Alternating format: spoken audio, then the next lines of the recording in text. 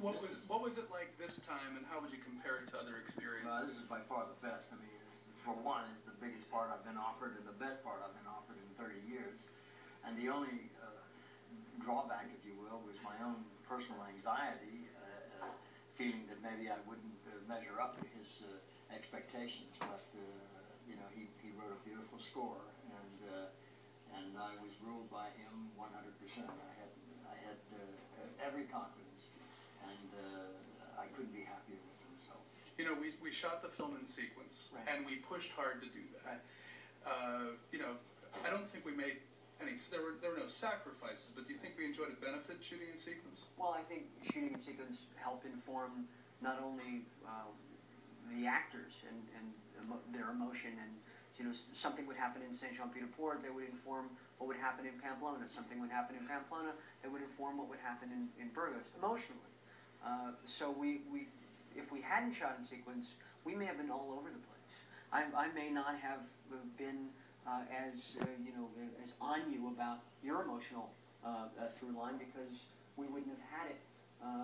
You know, we wouldn't have had it sequentially. So I think there's a great advantage to having shot it the way we did. Also, if anything would have happened, God forbid, like if I had twisted an ankle or was physically incapacitated in some respect, it would carry on. Right, you'd have been limping later on in the... I mean, I think... It's a story about loss and healing, and it reflects the Camino in the reality of a pilgrim's journey. You know, you were made to carry all the things that you think you're going to need for the journey. So like most pilgrims, we overpack.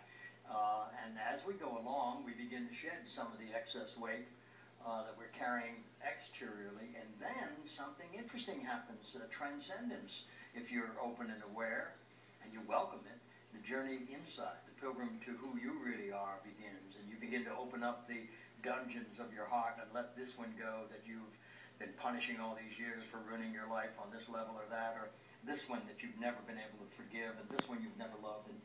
And gradually you empty all the dungeons, all the people from the dungeons of your heart, and you begin to lighten up and you begin to free yourself to become yourself.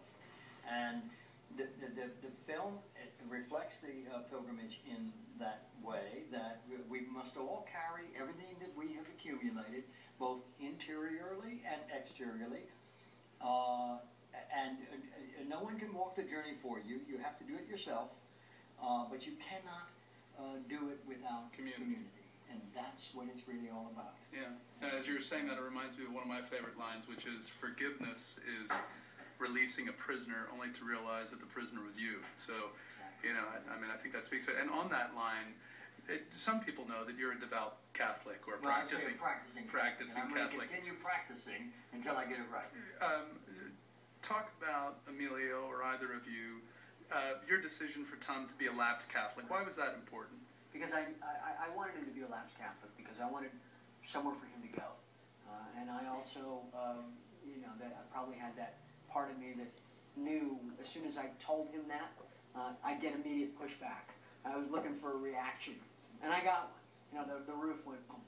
It was like that moment where he said, a lapsed Catholic? No, no, no. I'm devout, and I'm going to cross him, and I'm going to carry a rosary. I said, no, no, you're not. You will be given all of those things along this journey, and there will be some measure of conversion. But we have to allow some room for you to go. And that's the same thing for all the characters. You know, when we meet Yost, he says, frankly, I'm not here for miracles or God. I'm here to lose weight. Right. And Jimmy is a caustic, you know, Protestant. He's got issues with the church.